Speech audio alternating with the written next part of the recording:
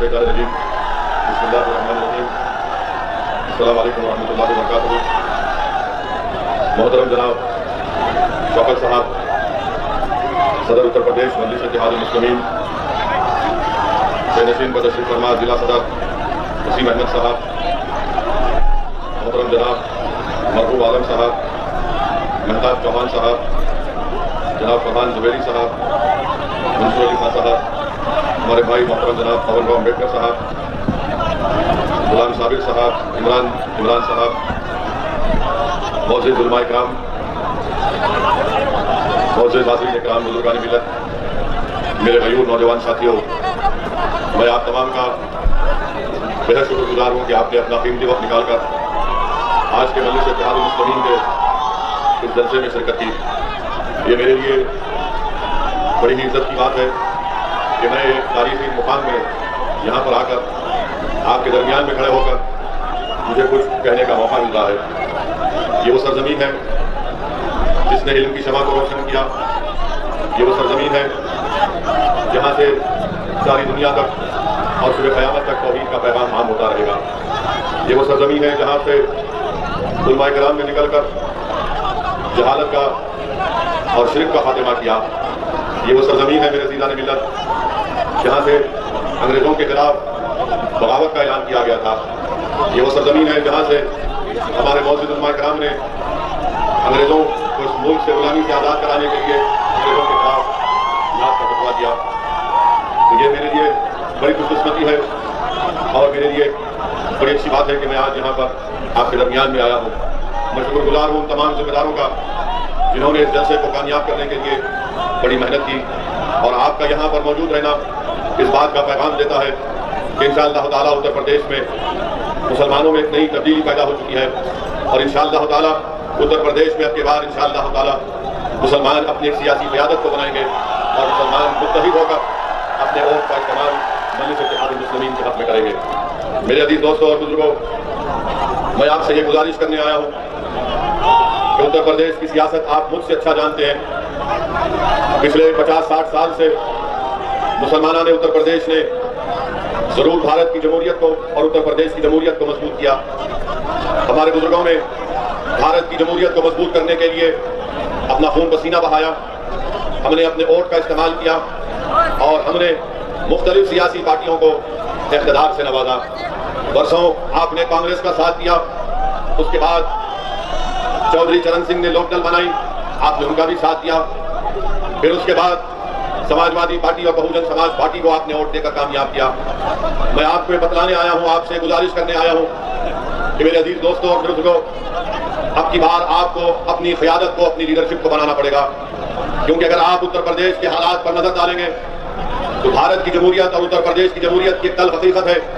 और वो तल्ख़ हकीकत ये है कि जिस समाज, जिस बरादरी के पास उसकी सियासी ताकत होगी, उसकी लीडरशिप होगी या उसकी क़यादत होगी, उसी समाज के मसाइल को, तकालीफ को सुना जाता है। जिस समाज के पास सियासी लीडरशिप होती है, उस समाज अपने लिए इंसाफ करा सकती है। वो समाज अपने हक का मुतालबा नहीं करता बल्कि अपने हुकूक को हासिल कर लेता है। मेरे आने का मकसद उत्तर प्रदेश को सिर्फ यही है कि मैं हजारों किलोमीटर दूर से अगर यहाँ पर आ रहा हूँ तो अल्लाह सुब्हानहू व तआला मेरे दिल का हाल जानता है। मैं अपनी मकबूलियत के लिए या अपनी अना की तस्कीन के लिए नहीं आया हूँ। मैं यहाँ पर इसलिए आया हूँ ताकि मैं कुछ जो जिंदगी का मुख्तसर सा वक्त अल्लाह ने हम तमाम को दिया है, मैं अपनी जिंदगी के वक्त को उत्तर प्रदेश बल्कि पूरे मुल्क में मुसलमानों की सियासी क़यादत को बनाने में अपना वक्त लगा रहा हूँ। मुझे आप लोगों की दुआओं की जरूरत है, मुझे आप लोगों की दुआओं की जरूरत है। अगर कोई असदुद्दीन ओवैसी से इत्तेफाक नहीं रखता, अगर कोई असदुद्दीन ओवैसी से नफरत भी करता है, तो मैं उन नफरत करने वालों से जो मुझसे इत्तेफाक नहीं रखते, मैं उनसे भी अपील कर रहा हूँ कि मैं मुसलमानों का लीडर नहीं हूँ, ना मेरी कोई ख्वाहिश है मुसलमानों का लीडर बनने का। मेरी एक ही ख्वाहिश है कि इस हमारे वतन अजीज को, जिसको हमारे बुजुर्गों ने अपने खून से सींचा, जिसको हमारे मौजूद उलमाए किराम ने अंग्रेजों के खिलाफ जिहाद का फतवा देकर अपनी जानों की अजीम कुर्बानी को दी, ये सरजमीन पे जहाँ पर चप्पे चप्पे पर हमारे असलाफ की निशानियां हैं, ये वो सरजमीन है जहाँ पर हमने जहांबानी और हुक्मरानी की। आज अगर उसी सरजमीन पर हमारे खून की अहमियत नहीं है, हमारे आंसुओं की अहमियत नहीं है, हमारे बच्चों के रोशन मुस्तकबिल की अहमियत नहीं है, आज उसी सरजमीन में हमारे लिए स्कूल नहीं खोले जाते, हमारे बच्चों के लिए तालीम का मौसर इंतजाम नहीं किया जाता, आज इसी सरजमीन पर जहां पर हमारे बुजुर्गों ने जहांबानी हुकूमत की, जहां पर उन्होंने इल्म की शमा को जलाया, आज उसी सरजमीन पर हमको इंसाफ के लिए भीख मांगना पड़ता है। मेरे अजीज दोस्तों और बुजुर्गों, मैं उन तमाम हजरात से अपील कर रहा हूँ कि मुझे मत देखो आप इन मसाइल पर नजर डालिए, और अगर ये मसाइल सच है, अगर ये नाइंसाफी हो रही है, तो फिर आपने अपने आप में तब्दीली पैदा करने की जरूरत है। आप याद रखिए, जब तक आप भारत में मुसलमान अपनी सियासी क़यादत को नहीं बनाएगा, जब तक भारत में मुसलमान अपने वोटों से अपने नेताओं को नहीं बनाएगा, उस वक्त तक मुसलमानों को शिकायत करनी पड़ती रहेगी, उस वक्त तक मुसलमानों की आंख में आंसू आते रहेंगे, उस वक्त तक मुसलमान नौजवान जेल में अपनी जवानी को बर्बाद करता रहेगा। आज आपको फैसला करना है कि क्या हम वतन अजीज में भीख मांगेंगे, क्या हम वतन अजीज में नाम निहाद सेकुलर पार्टियों के उनके दफ्तर पर जाकर उनसे भीख मांगेंगे कि हमको हमारा हक दो। मैं आपको सिर्फ एक ही बात बताने आया हूं कि हमको अगर भीख मांगना है तो अल्लाह से मांगना है। अल्लाह हमारे लिए काफी है, अल्लाह हमारे लिए काफी है। हस्बुनल्लाह व निअमल वकील।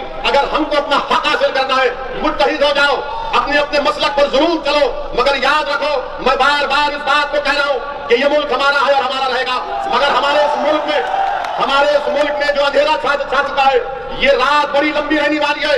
मैं आपको मायूस करने के लिए नहीं कह रहा हूं, मैं आपको हकीकत बता रहा हूं। मैं आपके सामने खड़े होकर कोई सब्बार नहीं दिखा रहा हूं, मैं कोई जादूगर नहीं हूं, मैं भी एक इंसान हूं जिसमें बहुत सी कमजोरियां हैं, मगर अल्लाह ने जो मुझे काबिलियत दी, जो अल्लाह ने मुझे सोचने और समझने का सलीका सिखाया, जो मैंने अपने बुजुर्गों के पैरों के पास बैठकर दीन और सियासत को सीखा, मैं उस तजुर्बे की बुनियाद पर आपके दरमियान में खड़े होकर अपने दिल में छुपे हुए गम को आपके सामने रख रहा हूं कि भारत के मुसलमानों को भी सियासी ताकत बनना पड़ेगा, तभी भारत मजबूत होगा, तभी भारत की जमहूरियत मजबूत होगी, तभी मुसलमानों से इंसाफ होगा। तो आप मुझसे इत्तेफाक नहीं रख सकते, मैं आपको सलाम करता हूं। आप मुझे पसंद नहीं करते, मैं आपकी इज्जत करता हूं। इस कौम के सामने, भारत के मुसलमानों के सामने असदुद्दीन ओवैसी की कोई अहमियत नहीं है, मगर मैं जो कुछ कह रहा हूं, जो कुछ मेरी दीवानगी अपनी जबान से आपके सामने कह रही है, इस दीवाने की चंद बातों पर गौर कर लो, इस दीवाने की चंद बातों पर गौर करो ठंडे दिल से, और अल्लाह से दुआ करो, कि परवरदिगार, अगर ये शख्स सच बोल रहा है तो हमारे दिल में बनने से इत्तेहादुल मुस्लिमीन की मोहब्बत पैदा कर दे। मैं खुलकर आपसे कह रहा हूं, अगर मैं सच कह रहा हूं तो आप दुआ करो अल्लाह से कि परवरदिगार, अगर ये शख्स सच कह रहा है तो हमारे दिल में उसकी मोहब्बत डाल, उस जमात को तू मजबूत कर दे, सारे मिल्लत के मुसलमानों की इसको सियासी जमात बनाकर रख दे। मेरे अजीज दोस्तों और बुजुर्गों, ये बात आपको समझना है। हमारे मुल्क को आजाद होकर 75 साल हो गए, सब बिरादरियों ने, सब हजरात ने अपनी अपनी सियासी जमात को बना दिया, अपने नेताओं को बना दिया। अगर किसी के पास उसकी वोट की अहमियत नहीं है, वो मुसलमान है। अगर किसी के पास उसका सियासी नेता नहीं है तो मुसलमान है। अगर किसी के पास उसकी सियासी लीडरशिप नहीं है तो मुसलमान है। अगर किसी के बच्चों को स्कूल नहीं है तो मुसलमान है। अगर किसी के बच्चे स्कूल से बाहर है वो मुसलमान है। अगर किसी के नौजवान बच्चे ग्रेजुएट कर है वो मुसलमान है। अगर किसी को पुलिस झूठे एनकाउंटर में मारती है तो मुसलमान है। किसी को दहशतगर्दी के नाम पर बदनाम किया जाता है तो मुसलमान है। अगर किसी के 10 गांवों को दहशतगर्द करके कहा जाता है तो मुसलमान है। अगर किसी को नौजवानों को जेल में डालकर उनकी जवानी को बर्बाद कर दिया जाता है तो मुसलमान है। मेरे अजीज दोस्तों और बुजुर्गों, मेरे कौम और मिल्लत के जिम्मेदारों, मोअज़्ज़िज़ उलमा इकराम, इन बातों पर आपको गौर करके एक अच्छा फैसला लेना पड़ेगा। मेरी जिंदगी का कोई भरोसा नहीं है, किसी की जिंदगी का कोई भरोसा नहीं है, मगर आपको फैसला करना है। जब आप उत्तर प्रदेश के इलेक्शन में, विधानसभा के चुनाव में वोट डालने जाएंगे तो इन चीजों पर गौर करिए, इन मुतालिबात पर, इन इशूज पर, इन मसाइल पर गौर करके अपने वोट का इस्तेमाल करिए। मुझे यकीन है कि अल्लाह सुब्हानहू व तआला आपसे अच्छा फैसला लेने लगाएगा। दूसरी बात, जो मजलिस इत्तेहादुल मुस्लिमीन पर तनकीद की जाती है, क्या तनकीद की जाती है कि मजलिस को अगर वोट देंगे तो फिस्ताई ताकतें मजबूत हो जाएगी। मजलिस पर इल्जाम, अगर मजलिस को वोट देंगे तो बीजेपी जीत जाएगी। अगर मजलिस को वोट देंगे तो क्या मुसलमान कैसा रहेगा मिलकर? मैं आपको बताना चाह रहा हूं, मैं किसी मजहब के खिलाफ नहीं हूं, ना कभी था ना कभी रहूंगा इंशाअल्लाह ताला। मेरी जमात की पॉलिसी किसी मजहब के खिलाफ नहीं है। हम तो भारत का ऐसा देश है जिसका कोई मजहब नहीं है। भारत का कोई मजहब नहीं है, ना इस्लाम है, ना हिंदुइज्म है, ना बुद्धिज्म है, ना सिखिज्म है। भारत इन तमाम मजाहिब को मानता है। भारत की खूबसूरती है, जब भारत का संविधान ये कहता है कि मुल्क का कोई मजहब नहीं है, तो क्यों नहीं हम मिलकर रह सकते? अगर हम मिलकर रहना चाह रहे हैं और रहेंगे इंशाअल्लाह ताला। दूसरा इल्जाम कि बीजेपी जीत कर आ जाएगी। मेरे अजीज दोस्तों और बुजुर्गों, आप बताइए, उत्तर प्रदेश में 2014 के लोकसभा के इंतखाबात हुए, मजलिस नहीं लड़ी तो फिर बीजेपी कैसे जीत गई? 2017 में असेंबली के इंतखाबात हुए, मजलिस 25-27 सीट लड़ी मगर बीजेपी 300 उनके रुकने असेंबली कामयाब हुए, कौन जिम्मेदार? 2019 का लोकसभा का चुनाव हुआ, मजलिस नहीं लड़ी उत्तर प्रदेश में, सपा और बीएसपी मिलकर लड़े, सिर्फ 15 सीट पर कामयाबी हासिल की। बताओ फिर उन तमाम लोकसभा की सीट पर कैसे बीजेपी जीत गई? मेरे अजीज दोस्तों और बुजुर्गों, आपके वोट की अहमियत नहीं रही है भारत की सियासत में। आपके वोट, मुसलमानों के वोट की अहमियत अब नहीं रही। हमको हमेशा झूठ बोलते रहे हमसे कि मुसलमान एक वोट बैंक है। मैंने पार्लियामेंट में खड़े होकर पार्लियामेंट में खड़े होकर इस बात को कहा था कि भारत में कभी मुस्लिम वोट बैंक नहीं रहा रहेगा, भारत में हमेशा हिंदू वोट बैंक और हिंदू वोट बैंक ही रहेगा भारत में। अगर कोई कहेगा कि कैसे तुम इस बात को कह रहे हो, भाई मीडिया को डिस्टर्ब मत करिए, आराम से बैठिए, आराम से ठहरिए, आराम से आराम से।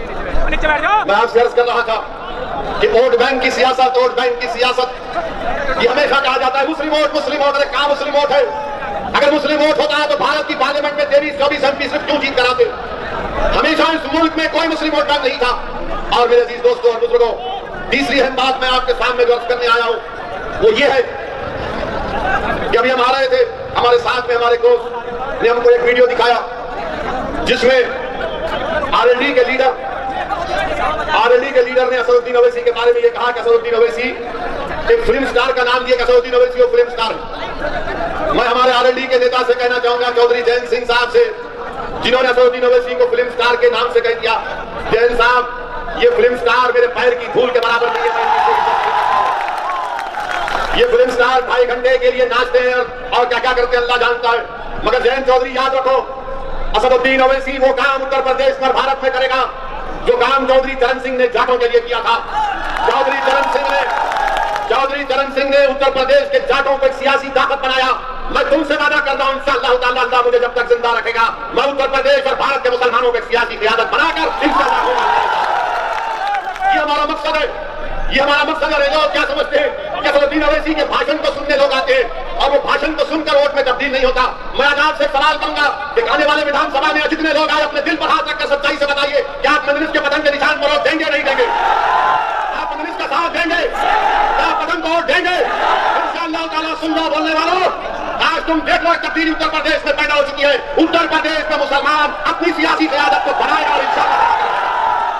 मेरे अजीज दोस्तों और बुजुर्गों, और फिर चौथी बात कि हम पर इल्जाम लगाया जाता है बीजेपी की तरफ से, समाजवादी की तरफ से, BSP की तरफ से। मेरे अजीज दोस्तों और बुजुर्गों, समाजवादी पार्टी के नेता अखिलेश यादव भी सहारनपुर को आए थे ना सहारनपुर को। ईमानदारी से एक सवाल का जवाब दे दीजिए, क्या अखिलेश यादव के मंच पर डाइस पर आपने कोई मुस्लिम नेता को देखा? क्या आपने अखिलेश यादव के मंच पर कोई मुस्लिम नेता को देखा सहारनपुर में? मैं बता रहा हूं मुस्लिम नेता कहां पर बैठे थे। मेरे पास फोटो है मुस्लिम नेता, उनकी मैं जानना नहीं चाहता। वो मुस्लिम नेता किसी दूर एक खेत में दरी बिछाकर बैठे थे। समाजवादी पार्टी के सरबराह अखिलेश यादव सहारनपुर को आते और उनके मंच पर मुसलमान नहीं बैठता, उनका नेता किसी दूर खेत में एक पेड़ के साए में दरी बिछाकर फलियां खाकर बैठा था कि नेताजी जब भैया जी जाएंगे हाईवे पे गाड़ी रोककर नमस्ते कर लेंगे। आप बताइए, जो अपने मंच पर मुसलमानों को नहीं बिठाता, तो अब कल समाजवादी पार्टी के लोग बोलेंगे नहीं। कल आजमगढ़ में अखिलेश यादव ने एक मुस्लिम नेता को बिठाया था, तो हाँ बिठाया था। 80 साल का MLA आजमगढ़ का, किस पर बिठाया? मंच पर, स्टूल के ऊपर बिठाया, स्टूल के ऊपर बिठाया तुम्हें और सबको सोफे के ऊपर बिठाया। मेरे जहां पर तुमको मंच पर जगह नहीं है बैठने की, अगर बैठने की जगह है तो स्टूल पर बिठाया जाता। मैं मुस्लिम फाइटिंग से कहूंगा कि छोड़ो समाजवादी पार्टी को, तुम असदुद्दीन ओवैसी के कंधे पर बैठ जाओ, मैं तुमको तुम मेरे कंधे पर खड़े हो जाओ, तुम मेरे बाजुओं पर खड़े हो जाओ, तुम पर मेरी जिंदगी कुर्बान, अगर मेरी लाश भी तुमको फायदा पहुंचाती है। मगर एक सियासी ताकत बनो, एक सियासी कुव्वत बनो। याद रखो अज़ीज़ान मिल्लत, मैं उत्तर प्रदेश के मुसलमानों से भीख मांग रहा हूं। 60 साल हो गए मेरे अजीज दोस्तों। एक तब्दीली पैदा करना पड़ेगा आपको, एक तब्दीली पैदा करना पड़ेगा आपको। अब नहीं चलने वाला ये सेकुलरिज्म का झूठा नारा, अब नहीं चलने वाला ये सेकुलरिज्म की तमाम झूठी बातें। सेकुलरिज्म के नाम पर अगर किसी को धोखा दिया गया तो उस कौम का नाम मुसलमान है। सेकुलरिज्म के नाम पर अगर किसी को गरीबी उसका मुकद्दर बना दिया गया तो तमाम सियासी पार्टियां हैं। मेरे अजीज दोस्तों और बुजुर्गों, आज आपसे मैं अपील करने आया हूं कि मुत्तहिद हो जाइए, मुत्तहिद हो जाइए, अपनी जमात से वाबस्ता हो जाइए, अपनी एक सियासी क़यादत को बनाइए। कोई नेता आसमान से नहीं आएगा, कोई नेता जमीन से निकल कर नहीं आएगा, मगर ये अल्लाह की जमीन पर जो है, अल्लाह ने हमको दिमाग दिया, सोचने और समझने का सलीका दिया, उसको इस्तेमाल करो। कौन है हमारा नेता? देख लो आप, कहां है तुम्हारी आवाज? तुम खुद ढूंढ रहे हो अपनी आवाज को सुनने के लिए, तुम अपनी एक ऐसी आवाज को सुनने के लिए तड़पते हो जो तुम्हारे दिल में छुपे हुए दर्द और तकलीफ को बयान कर सके। मैं आपसे वादा कर रहा हूं कि मजलिस इत्तेहाद मुस्लिमीन को आप कामयाब करिए। सेकुलरिज्म मजबूत होगा, मजलिस के कैंडिडेट कामयाब होते हैं। देश मजबूत होगा अगर मजलिस की एक सियासी क़यादत आप बनाते हैं। देश को ताकतवर कैसे बनाएंगे आप, जब भारत की सबसे बड़ी अक़लियत 14% मुसलमान का कोई सियासी नेता नहीं, कोई पॉलिटिकल लीडरशिप नहीं है, उसकी कोई वोट की अहमियत नहीं है। क्यों वोट की अहमियत नहीं है? क्योंकि बीजेपी और RSS ने ये बता दिया आपको कि वो आपके वोट के बगैर हुकूमत बना सकते हैं। ठीक है, वो बना रहे, तो क्या तुम अपने उत्तर प्रदेश में 20 एमएलए को नहीं जिता सकते? क्या 20 को नहीं जिता सकते? क्या 20 एमएलए को कामयाब नहीं कर सकते? जब 300 एमएलए बीजेपी के जीतते हैं तो क्या उत्तर प्रदेश के मुसलमान खालिस अपने वोट से 20 एमएलए को कामयाब क्यों नहीं कर सकते? कर सकते हैं। सिर्फ हौसले की जरूरत है, एतमाद की जरूरत है, बहादुरी की जरूरत है और बेखौफ होकर अपने वोट का इस्तेमाल करो। जब तुम्हारी क़यादत बनेगी तो तुम्हारा हक उस पर पहुंचेगा, वो दौड़ दौड़ा तुम्हारे दरमियान में आकर खड़ा हो जाएगा। मगर अगर आप किसी और पार्टी के एमएलए को वोट देंगे तो वो उस पार्टी का मोहताज रहेगा, वो उस पार्टी जो कहेगी उस पर अमल करना पड़ेगा। मैं आपसे वादा कर रहा हूं कि मजलिस के विधायक एमएलए जब जीतेंगे उन पर कोई रोक टोक नहीं होगा। पूरी तरह उनसे कहा जाएगा कि बेबाक होकर मजलूमों की आवाज उठाओ, बेबाक होकर इंसाफ का मुतालबा करो, बेबाक होकर जालिम से पंजा आजमाई करो। जिंदगी एक ही बार अल्लाह देता है, जिंदगी का सही इस्तेमाल करो। जब तुम हम खबर में जाओगे तो तिश्तगी नहीं रहना कि काश मैं मुसलमानों के लिए कुछ ऐसा कर लेता। मैं तुमसे कह रहा हूं उस तिश्तगी को मिटा दो और मजलिस का साथ दो, आप देखोगे कि तब्दीली पैदा होगी इंशाअल्लाह। मेरे अजीज दोस्तों और बुजुर्गों, हम पर इल्जाम लगाने वालों पर मैं एक ही बात उनसे कहूंगा कि मजलिस पर इल्जाम आप लगाते हैं, मैं मुसलमानों के इंसाफ की बात करता हूं। मेरे दोस्त, मेरे कय्यूम कौम के नौजवानों, आप बताइए कि गोरखपुर में एक गुप्ता साहब का पुलिस कस्टडी में उनको मार मार कर कत्ल कर दिया जाता है। हमने भी उसकी मजम्मत की और उत्तर प्रदेश के योगी बाबा ने क्या किया? बाबा ने ये किया, बाबा फौरन गोरखपुर चले गए। बाबा फौरन पीड़ित परिवार से गुप्ता साहब के खानदान वालों से मिलने चले गए, 50 लाख रुपए दूंगा। पुलिस को ऑफिसरों को सस्पेंड किया। अखिलेश यादव क्या किए? वो भी गुप्ता परिवार के पास चले गए और 21 लाख रुपए का चेक दिया। यहां आपको बता इसलिए रहा हूं कि देखो ये नाइंसाफी, इंसान जब मरता है तो इंसान होता है, मौत तो इंसान की हुई है। जालिम ने एक इंसान की जान ले ली, मगर उसका नाम अगर गुप्ता होगा तो उसकी जान की अहमियत है। जिसका नाम फैसल होगा जो उन्नाव में तरकारी बेचता था, 18 साल का बच्चा नहीं है। मैं गालियों के लिए नहीं कह रहा हूं, सुनने के लिए कह रहा हूं। अगर तुम्हारे दिलों में धड़क दवा दिल है तो बच्चे के लिए घाट में आंसू लाओ। उसके पुलिस कस्टडी में मार दिया गया, तरकारी बेचता था गरीब बच्चा, मगर कोई उसके पास नहीं गया, कोई उसके पास नहीं गया। क्यों? उसका नाम फैसल था, वो मुसलमान था। कोई 50 लाख का वादा नहीं, कोई 21 लाख का चेक नहीं, कोई पुलिस वाले को सस्पेंशन नहीं। क्यों? क्योंकि गुप्ता के वोट की अहमियत है, तुम्हारे वोट की कोई अहमियत नहीं है। तुम्हारी जान की अहमियत नहीं है, तुम्हारे आंसुओं की अहमियत नहीं है।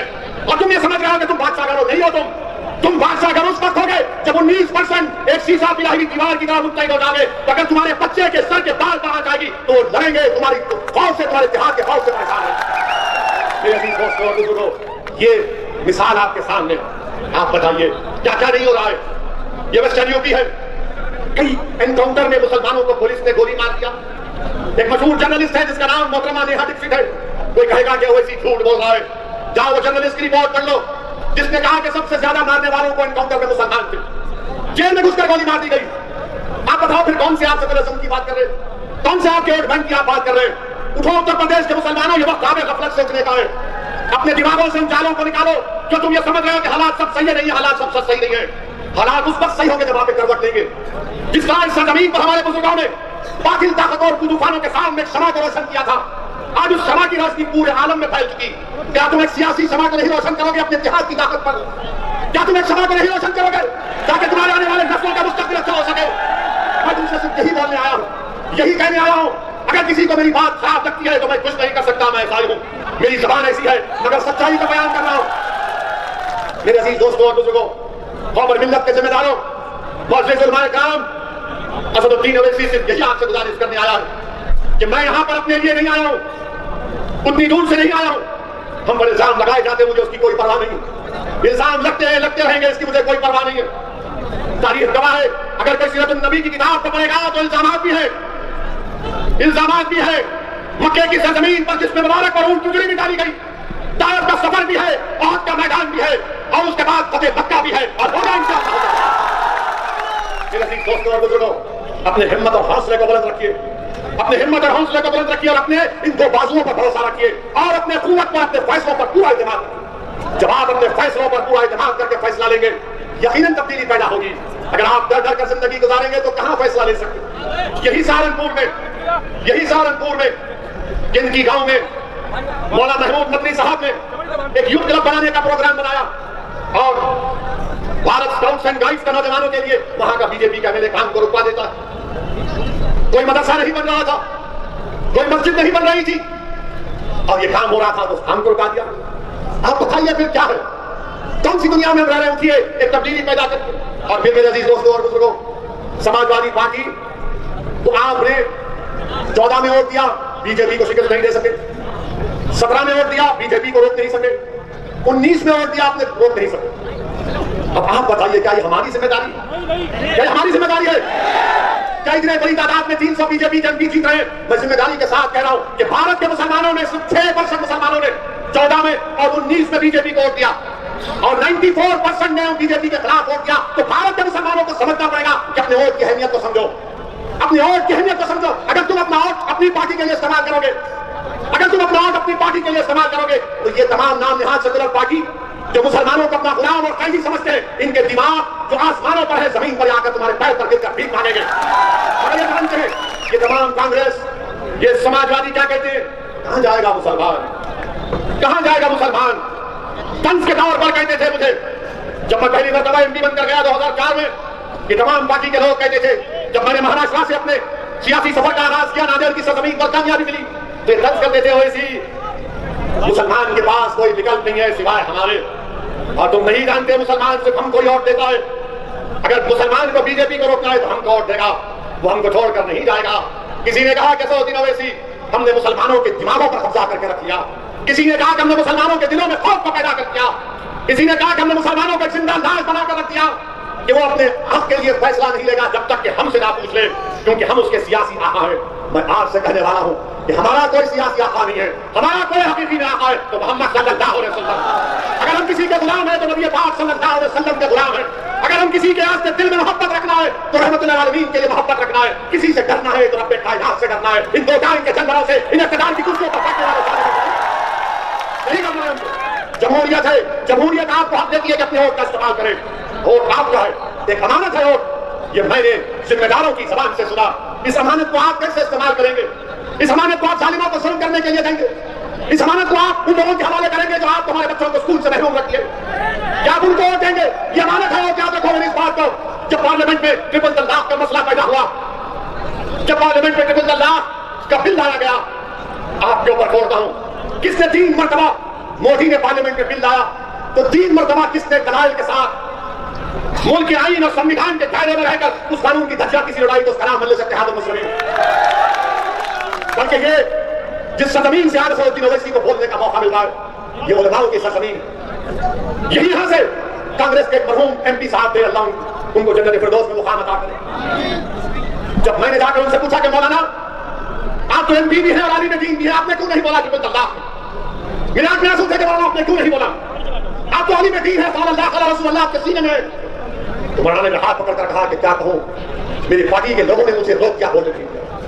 आप बताओ फिर कौन बोलेगा? आप कहेंगे नहीं ये दीवाना है, वैसे कहेगा नहीं। मैं यहाँ पर इसलिए आया हूँ कि मुझसे बेहतर हजारों की तादाद में बोलने वाले पैदा हो जाए, जो पार्लियामेंट उत्तर प्रदेश के असेंबली में जाकर उत्तर प्रदेश के दीवार को हिला कर रखे। मेरे अजीज दोस्तों और बुजुर्गों, ट्रिपल तलाक का कानून ये बना तो दिए, मोदी बना तो दिए, मगर क्या हासिल हुआ? क्या हासिल हुआ?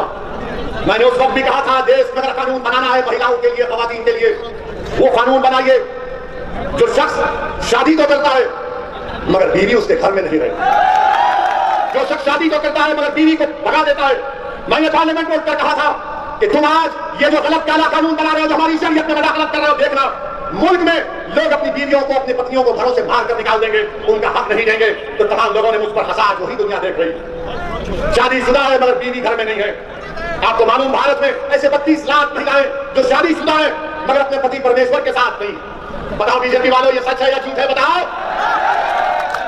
हम बड़े साहब लगाने वालों सुन लो, एक और भड़काऊ भाषण हो रहा है। बताओ बीजेपी वालों, क्या ये बात सच नहीं है कि पति के साथ पत्नी नहीं है? क्यों नहीं है? आपको चाय बनाने की जरूरत नहीं पड़ती, कम से कम वो चाय बना। मगर इस पर भी अब शाम में 6 बजे से ये मीडिया वाले हमारा निकाह शुरू कर देंगे। इनके बारे में ऐसा कह दिया। मैं तो कहा कि चाय बनाने में मदद मिल सकती है। बगैर दूध की पीता हूं, अच्छा लगता है। हमारे घर में खाली चाय मिलती है, बाकी सब हमको करना पड़ता है, क्योंकि हमारे पास मामला यह है कि ज्यादा हम बोलते हैं तो घर में हमारी जबान नहीं चलती। हमारा इख्तियार सिर्फ चाय पर रुक जाता है। मगर वही बेचारे तो उससे भी महरूम है। ट्रिपल तलाक का कानून 3 मरतबा आया। क्या कहा दूसरे पार्टियों ने? उठाकर रिकॉर्ड देख लो समाजवादी पार्टी ने क्या कहा था, उठाकर रिकॉर्ड देख लो कांग्रेस ने क्या कहा था। मेरे अजीज दोस्तों और बुजुर्गों, ये अपनी बात दिल से निकाल दो कि नहीं ओवैसी है, नहीं ओवैसी की जिंदगी खत्म हो जाएगी तो क्या तुम मुझसे बेहतरीन काबिल लोगों को नहीं पैदा करोगे? ये आपका काम है और इंशाअल्लाह अल्लाह पैदा करेगा। आप नहीं करेंगे तो अल्लाह पैदा करेगा, मुझे यकीन अल्लाह की जात पर इंशाअल्लाह। अल्लाह इस कौम को कभी महसूस नहीं रखेगा, अल्लाह मुझसे ज्यादा काबिल लोगों को पैदा करेगा। हमको अल्लाह की जरूरत है, अल्लाह को हमारी जरूरत नहीं है। हमको अल्लाह की जरूरत है, हम अल्लाह से भीख मांगते हैं। मेरे अजीज दोस्तों और बुजुर्गों, फिर CAA का कानून आया, CAA का कानून आया। किसने उस कानून के खिलाफ उस कानून को काला कानून कहा? पार्लियामेंट गवाह है, दुनिया गवाह है कि अल्लाह सुब्हानहू व तआला ने मजलिस इत्तेहाद अल मुस्लिमीन को ये एजाज बख्शा। ये अल्लाह का करम है कि अल्लाह ने मेरे दिल में इस बात को डाला कि मैंने बीजेपी के 300 MPओ के सामने, अमित शाह के सामने खड़े होकर कहा कि गांधी ने उस वक्त के सफेद फार्म साउथ अफ्रीका के कानून के खिलाफ उसको फाड़ दिया था, आज ओवैसी तुम्हारे कानून को फाड़ दिया। ये समाजवादी ने क्या किया? कांग्रेस ने क्या किया? हम जब कानून को फाड़े तो सबके सब ने नजरें नीचे कर लिए, बोले ये क्या कर दिया तुमने, ये क्यों फाड़ा तुमने? हमने कहा हमने इसलिए फाड़ा क्योंकि दिल बोल रहा था, संविधान पुकार पुकार कर कह रहा था ये काला कानून है जो मजहब के नाम पर नाइंसाफी कर रहा है। आप कुछ नहीं बोलेंगे, मगर वोट का वक्त इलेक्शन आएगा तो बोलेंगे वोट हमको दे दो। आप कहेंगे कि अखिलेश ओवैसी का कानून को फाड़ा, तो अखिलेश बोलेंगे वो हो गया मगर नेता हम है तुम्हारे, तुम्हारा काम हमको वोट देना है। आप पूछेंगे अखिलेश समाजवादी कांग्रेस की बीएसपी जब ट्रिपल तलाक का कानून आया तो बोलेंगे हाँ वो मुसलमान है, वही तो बोल सकता, हम काहे बोलेंगे? मगर जब हमारा वोट आएगा तो हमको लेंगे ना वोट हमसे, उस वक्त कुछ नहीं कहेंगे। और फिर ये समाजवादी पार्टी, मैं पूछना चाह रहा हूं अखिलेश यादव से, जब CAA का कानून पार्लियामेंट में आया तो क्या शिवसेना ने नरेंद्र मोदी हुकूमत का साथ नहीं दिया CAA कानून में? और यही समाजवादी पार्टी महाराष्ट्र में अखिलेश यादव उद्धव ठाकरे की हुकूमत का साथ दे रहे हैं।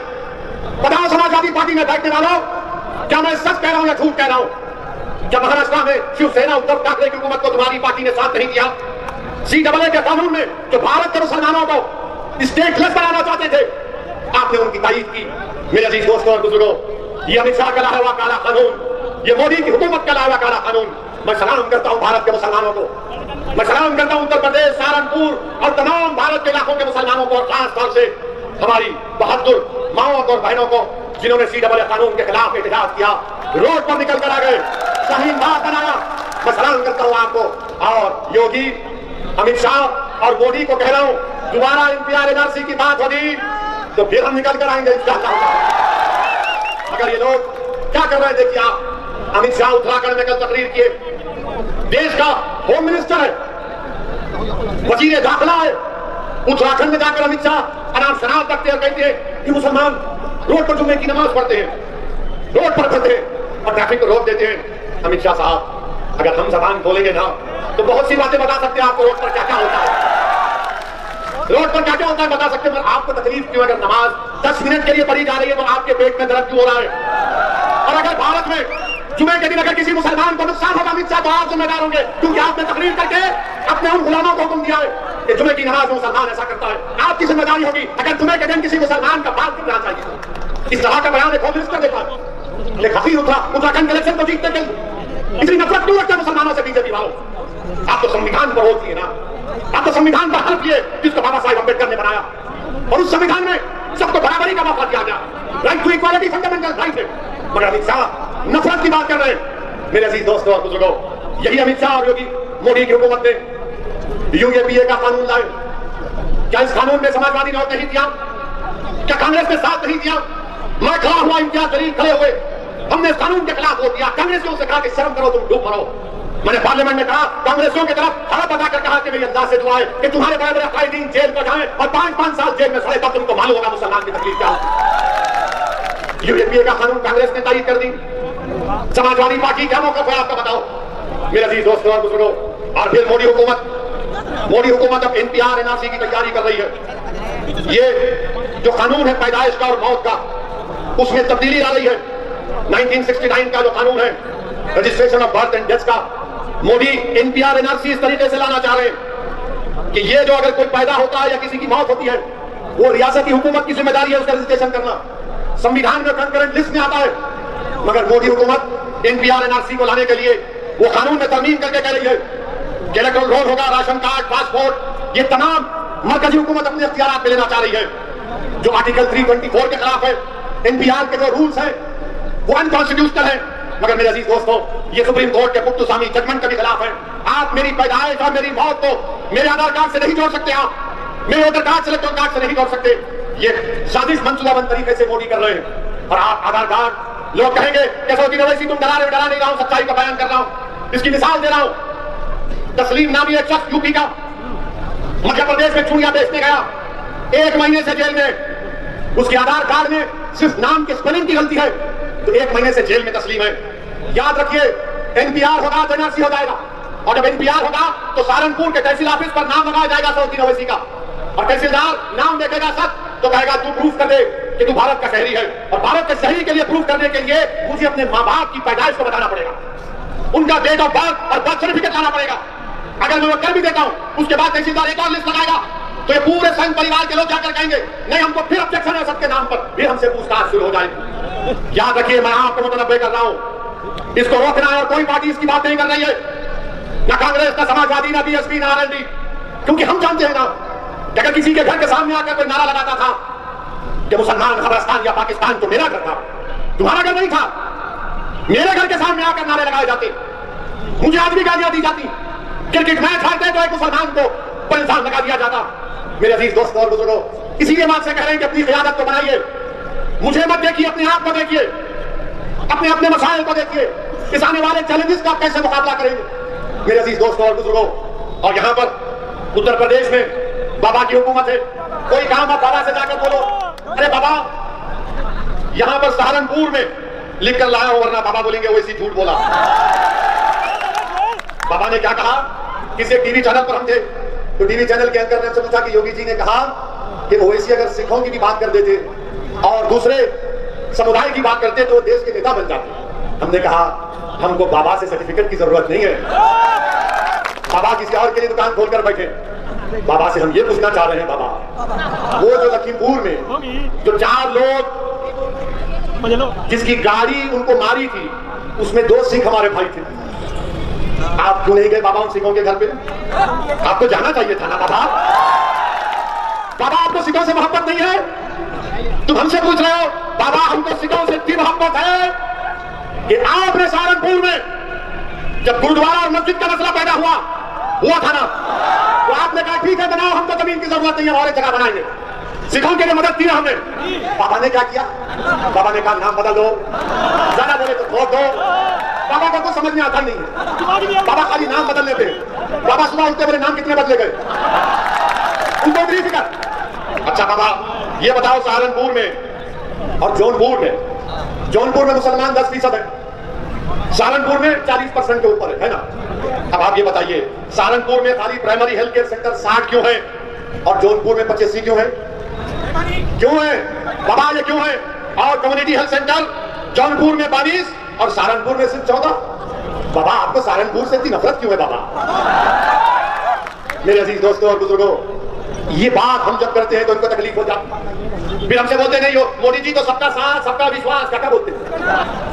हम इनसे आपको बता रहा हूं, उत्तर प्रदेश में प्रधानमंत्री आवास योजना ने घर बनाने की स्कीम ग्रामीण में 3 साल में करीब, अगर मैं गलत ना कहूं, मेरा एक एप्लीकेशन है, जितने भी घर मंजूर हुए, मैं बाबा से मोदी से पूछ रहा हूं मुझे 20 घर दिखा दो तुमने मुसलमानों को दिए, 20 घर दिखा दो तुमने मुसलमानों को, मंजूर तो कर दिए मगर घर किसी को नहीं मिला। मोदी जी ने क्या कहा था लखनऊ को आकर कि 18 लाख दिए जलाओ। मोदी जी हमारे घर में भी हमको रोशनी चाहिए ना, जो आप अंधेरा पूरे मुल्क में कर रहे हैं हिंदुत्व की आइडियोलॉजी के नाम पर। कौन सी स्कीम में आपने दिया मुसलमानों को बताओ? हम कह रहे पार्लियामेंट में स्कॉलरशिप डिमांड ड्रिवन करो, उस पर कोई बात नहीं होती।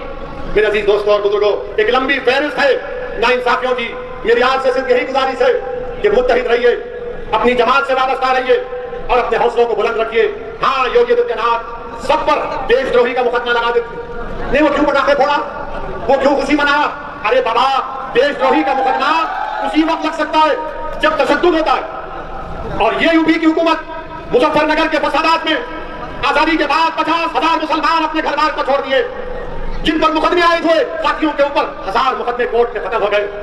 अखिलेश यादव की सरकार थी था, जब हम कैंपों में सर्दी में कर रहे थे, अखिलेश यादव सैफई में बंबई से फिल्म स्टारों को बुलाकर नाच गाना देख रहे थे, जब हमको ओढ़ने के लिए रजाई नहीं मिल रही थी, तो अखिलेश यादव की सरकार ने बुलडोजर लगा दिए। अब बाबा ने कहा कि जब अखिलेश ने ऐसा किया तो मैं उससे बढ़कर करूंगा, और 70 से ज्यादा वक्त में योगी आदित्यनाथ की सरकार ने बीजेपी के फाइटिंग से निकाल दिया, क्यों ऊपर से डाल।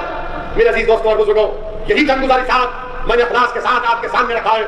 मैं आपसे गुजारिश भी करूंगा कि मौलाना कलीम सिद्दीकी साहब के लिए भी दुआ करिए, मौलाना कलीम सिद्दीकी साहब के लिए भी दुआ करिए। ये नहीं बोलेंगे अखिलेश नहीं बोलेंगे, कांग्रेस नहीं बोलेंगे, नहीं बोल सकते। लफ्ज़ मौलाना जाता है बोलते नहीं हमारा मौलाना है, वो का मौलाना है, हमारे अब्बा मौलाना है बोलेंगे। मगर झूठे केस में उनको डाल दिया गया। इंशाअल्लाह ताला अल्लाह इंसाफ करेगा, अल्लाह इन जालिमों को जलील और रुसवा करेगा इंशाअल्लाह। मेरे अजीज दोस्तों और बुजुर्गों, हम हुकूमत से भी मुतालिबा करते हैं कि पूरे देश की यूनिवर्सिटियों को खोलिए। अरे जलसे हो रहे हैं, अलीगढ़ मुस्लिम यूनिवर्सिटी हो, दिल्ली हो, जैन सब कुछ हो, खोलिए। यूनिवर्सिटी को खोलने की जरूरत है। मेरे अजीज दोस्तों और बुजुर्गों, मजलिस को मजबूत करिए, जो मजलिस का उम्मीदवार होगा उसके लिए दुआ करिए और अपनी क़यादत को बनाइए। मैं आपसे यही गुजारिश करने आया हूँ, डरने और घबराने की जरूरत नहीं है। जो मुसलमान आज कमजोर है इंशाअल्लाह ताला अल्लाह कल उनको इज्जत से नवाजेगा, उनको अल्लाह ताकत देगा, इस माशरे में अल्लाह उनको मुकाम देगा और हम अपने अपना रफ्तार को बाहर करके लाएंगे इंशाअल्लाह। तो मेरे साथ नारा लगाइए, नारा तकबीर, नारा तकबीर, नारा तकबीर।